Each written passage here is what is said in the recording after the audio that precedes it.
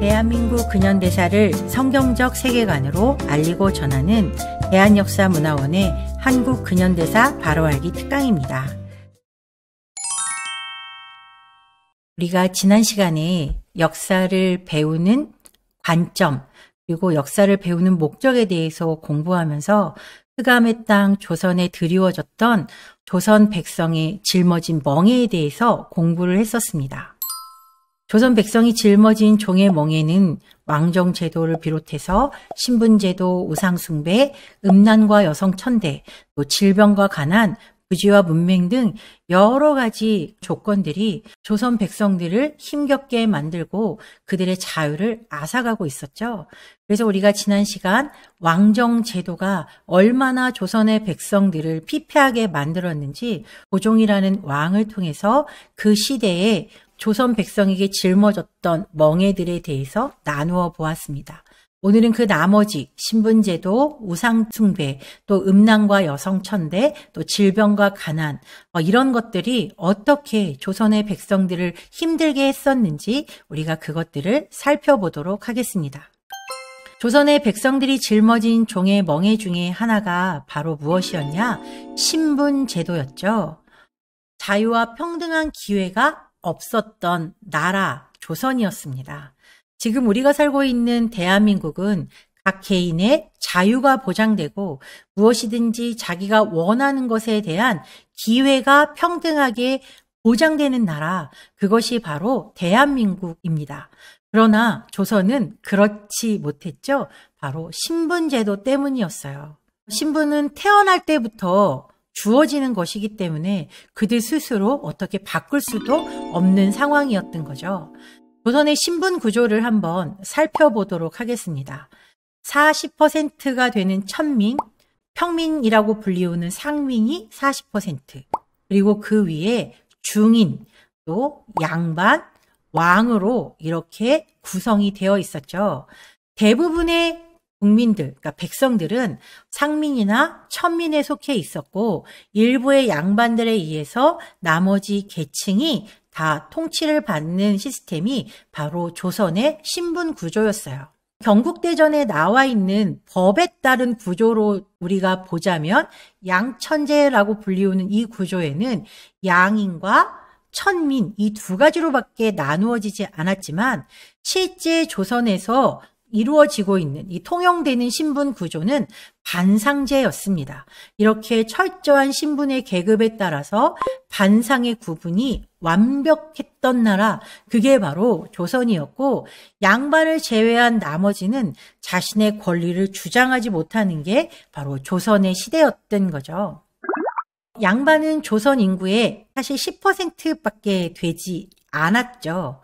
그들은 유교를 숭배하고 주자성리학을 신봉하는 사람들이었어요. 그냥 주자성리학이라고 하면 이 중국에서 내려오는 그 명나라 때부터 계속해서 이어져 있는 이 유교와 주자성리학을 바탕으로 하면서 그것들이 자신의 삶의 가장 큰 목적이자 삶의 기준이 되었던 사람들이 바로 양반이었죠. 그래서 그들은 관혼상제의 번거로운 규칙과 까다로운 예절을 지나치게 중요하게 생각하고 목숨보다 체면을 더 중요하게 생각했던 사람들이 바로 조선의 양반들이었어요. 관혼상제라고 하는 것은 성년식, 그다음에 혼인, 그리고 제사, 또 그다음에 장례 이런 것들을 의미하는 건데요. 이것을 위해서 온 집안의 재산을 다 동원해서 누구보다도 더 의리의리하게 이런 행사들을 치러내려고 했던 게 바로 조선의 양반이었죠. 사실 어찌 보면 이 조선 양반들이 가지고 있던 이런 체면 문화, 그것이 아직까지도 지금 대한민국 가운데 남아있다는 것이 안타깝게 느껴지죠. 또한 그들은 산홍공상이라고 하는 아주 형편없는 생각을 가지고 있었어요. 글을 읽는 선비가 최고의 높은 지위를 차지하고 그 다음에 농민, 공업, 상업 순으로, 그러니까 장사를 하는 사람들, 그런 지금으로 말하면 기업을 하는 사람들은 아주 천대를 받았던 게 조선시대였다는 거예요. 그러니까 공업과 상업이 발전하지 못하니까 나라가 발전을 할 수 없게 만들었던 거죠. 양반들의 이런 의식구조 때문에 조선은 가난해서 벗어나기가 힘든 구조가 될 수밖에 없었죠. 신분을 지나치게 강조하는 거예요. 그러니까 똑똑한 사람도 신분 때문에 그 어떤 것도 뛰어넘을 수 없는 그런 상황이 바로 조선시대였던 거죠. 상공업을 천시함으로 말미암아서 기술력이 발전하지 못하고 경쟁을 할 수가 없고 그러다 보니 나라는 점점점 쇠락할 수밖에 없었던 거죠. 더군다나 우리에게는 한글이라고 하는 아주 훌륭한 문자를 가지고 있었음에도 불구하고 한문을 중시하게 됐던 거죠. 경전의 교훈을 무조건적으로 수용하고 맹목적으로 고수하는, 진짜 그 삶을 살아내지도 못하면서 말로만 맹자왈 공자왈을 했던 사람들, 그리고 쉬운 한글을 놔두고 어려운 한문을 사용하는 그런 바보 같은 인생이 바로 조선의 양반이었던 거죠. 그들이 그렇게 했던 이유 중에 하나는 백성들이 글을 몰라야 자신들이 권력을 가지기 때문인 거예요. 그러니까 백성들이 무식해야 양반의 말을 듣게 되고 자신의 권리를 펼쳐 주장할 수 없게 되기 때문에 그러는 거죠. 만약에 모든 문서들이 다 한글로 기록이 되어 있다면 누구나 공부를 하고 누구나 지식들을 습득하기 때문에 양반의 말을 듣지 않을 게 뻔했기 때문에 이들은 이런 얕은 수를 써가면서 자신들의 권력을 유지하려고 했던 거죠. 19세기 후반에 양반들은 맹목적인 사대주의를 신봉했어요. 그래서 사실 이미 망하고 없는 명나라 황제를 숭배하는 만동묘라는 걸 만들어가지고 거기서 죽은 명나라 황제들을 숭배하는 그런 제사를 지냈던 게 조선의 양반들이었죠. 그런 이유로 왕의 왕권은 점점점 쇠락해가고 그냥 왕은 허수아비처럼 세워질 때가 훨씬 더 많았던 거예요. 더군다나 지금으로 말하면 정당이라고 이제 보면 되는 노론, 소론, 남인 이제 그런 여러 가지가 있었는데 노론이 그 조선 후기에 모든 정치 권력을 장악하고 있었던 집단이 바로 노론이었어요. 자신들이 권력으로 똘똘똘 뭉친 아주 이기적인 집단이 바로 노론이었죠. 그런 노론의 그런 거점이 됐던 게 바로 서원이었는데 이 서원의 폐단이 얼마나 심각했는지 이 서원에서는 세금도 떼먹고 또 사람들을 괴롭히는 일도 이 서원에서 비일비재하게 일어났었던 거죠. 이렇게 조선의 양반들이 하는 짓이라고는 그저 거드름을 피우면서 중국 명나라나 숭상하며 백성들을 힘들게 만들었던 존재들이 바로 조선의 양반들이었다는 거예요. 이사벨라 비숍이라고 하는 이 여인은 우리나라에 수차례 방문을 하면서 조선의 아름다운 풍광들 이제 그런 것들을 세계에 많이 알린 사람으로 이름이 나와 있었어요. 그러나 이렇게 조선을 아름답게 보고 있던 그녀의 눈에 아주 눈의 가시처럼 보였던 대상이 있었어요. 그게 누구였냐? 바로 양반이었죠. 그녀는 그의 책 한국과 그 이웃 나라들이라고 하는 책에 양반들에 대해서 이렇게 말하고 있어요. 양반이나 귀족들은 생업을 위한 아무 일도 하지 않는다. 양반들은 기생충이나 다를 바 없는 계급이다. 한국 관리들은 살아있는 백성의 피를 빠는 흡혈귀다 라고 말하고 있었다는 거죠. 정말 양반은 거드름이나 피울 줄 알았지. 그리고 자기 권리나 내세울 줄 알았지. 백성들을 위해서 무언가를 해주는 존재가 아니었다는 거죠. 사실 그들이 읽는 논어, 맹자 그런 거를 보면 백성들을 위해서 자기를 헌신하라는 얘기가 사실 수도 없이 많이 나옴에도 불구하고 글은 글이고 삶은 삶인 그런 이중적인 행태가 바로 조선의 양반들에게서 나타났다는 거죠. 그 양반들을 떠받치고 있던 한 계층 중에 하나가 바로 중인들이었는데요. 중인들은 서얼 출신. 그러니까 예를 들면 양반과 일반 백성 사이에서 난 자녀들을 우리가 서얼이라고 부르는데 그런 사람들이 주로였고 또 역관, 의관, 향리 같은 사람들이 중인의 계급에 속해 있었죠. 사실 지금으로 말하면 상당히 전문직이고 고위직이라고 이제 표현을 하죠. 의관, 누구나 지금 의사가 되고 싶어 하죠. 또 역관, 동시통역, 또 향리들이라고 표현하면 경찰 공무원, 검찰 공무원, 그러니까 그런 데 해당되는 사람들이 바로 이 향리들이었죠. 그러나 이들은 양반이 되지 못하는 비운으로 철저하게 무시를 당하고 그 어떤 것도 자기의 힘으로 떨쳐나가기가 힘들었던 대상들이 바로 중인들이었죠. 또 하나 조선의 계급 중에 하나는 40%를 차지하고 있는 일반 평민인 상민들이었어요. 이 단원 김홍도의 그림에 이 평민들의 삶이 아주 잘 묘사가 되어 있죠.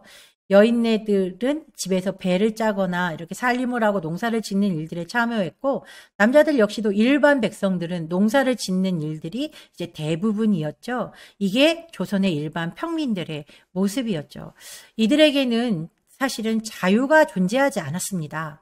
천민이 아니었을 뿐이지 사실은 양반 밑에서는 한없이 작아지는 사람들이 바로 이 상민들이었죠.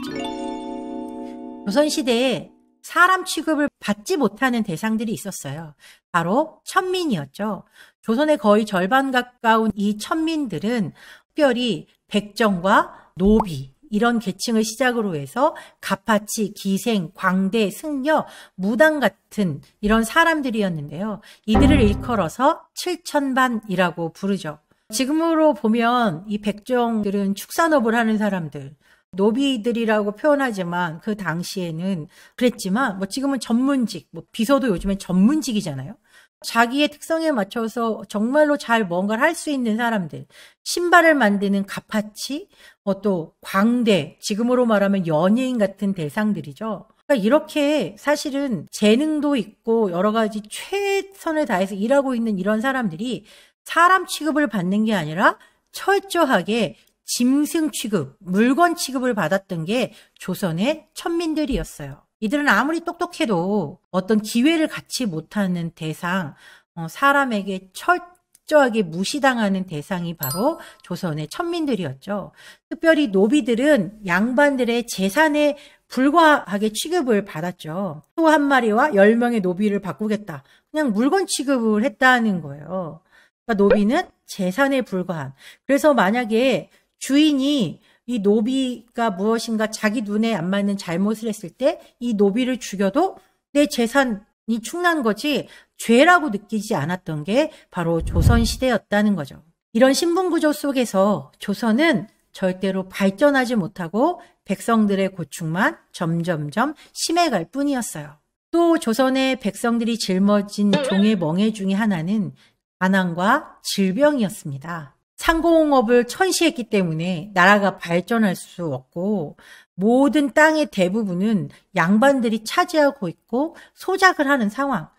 그런 상황 속에서 일반 백성들이 온전하게 살아간다는 것은 사실 쉽지 않은 일이었고, 나라가 발전하지 못하고 여러 상황들이 현대적으로 바뀌지 않은 상황 가운데에서 사람들은 여러 질병 속에 시달리면서 점점점 힘든 생활을 살고 있었습니다. 이게 조선시대의 모습이에요. 조선 구한말의 모습이 이제 사진으로 담긴 건데, 수도시설 같은 거는 찾아볼 수가 없고 개인 우물을 가지고 있는 집도 거의 드물었기 때문에 이렇게 물을 길어다 나르고 또 허름한 집에서 살고, 아이들의 입성도 보면 어른이나 돼야 제대로 옷을 입고 다니고 아이들은 여름날 같은 때는 벌거벗고 다니는 게 그냥 예사처럼 보여지는 상황들이 바로 조선시대였죠. 병들도 얼마나 많은지 지금 우리가 한센병이라고 불리우는 문둥병 그런 것도 많았고 또 각종 괴질, 전염병이 창궐했어요. 사실 조금만 위생적인 환경을 가지고 있었다면 얼마든지 개선할 수 있는 병들로 인해서 많은 사람들이 죽어가게 된 거죠. 그 당시에 이 천연두, 콜레라, 한센병, 피부병, 배앓이, 또 베이고 다친 상처 이런 많은 것들이 조선의 백성들을 점점점 힘들게 만들었고 그들의 수명도 아주 짧게 했던 것이죠. 그중에 놀이 문화조차도 조선의 백성들을 힘들게 했던 것이 있었어요. 바로 석전놀이라는 것인데요. 이 석전놀이는 패를 갈라가지고 서로 돌을 던지는 놀이예요. 이름은 놀인데 그 이름에서 보는 것처럼 전쟁, 돌전쟁이라고 보시면 되고, 여기에서는 다친 사람들도 많이 있을 뿐만 아니라 죽는 사람들도 많이 이제 나왔다는 거죠. 그러니까 이 조선이라는 나라의 이 가난과 또 무지와 또 이런 여러 환경들이 사람의 수명을 빼앗아 갈 만큼 정말 형편없는 상황들이 많았다는 거죠. 석전은 패를 갈라 돌팔매로 승부를 겨루는 돌싸움으로 하천변이나 들판에서 주로 성행하는 놀이다. 사실 전쟁이라 붙인 한자를 봐도 돌을 던지고 싸우며 논다는 것은 위험천만한 일이다. 석전을 하다 다치는 경우가 허다했고 죽는 경우까지 있었으니 그야말로 목숨을 걸었다 해도 과언이 아니었다. 게다가 치열하게 석전을 치른 이후 승패가 갈리면 죽거나 다쳐도 그 책임을 묻지 않았다 하니 요즘 세상에는 있을 수 없는 놀이다. 이게 1902년에 영국 잡지에 너무 신기해서 실린 장면이에요.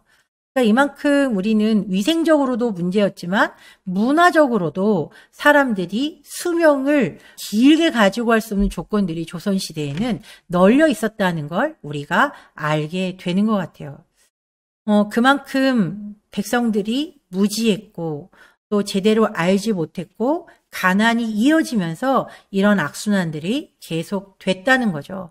그러니까 조선시대에 이렇게 가난을 짊어지고 살았던 사람들의 이 아픔이 얼마나 컸을지. 그러나 반면 오늘 우리는 너무나도 놀라운 자유를 누리면서도 불구하고 자유로 인지하지 못하고 있는 것이 참 안타깝게 생각이 됩니다.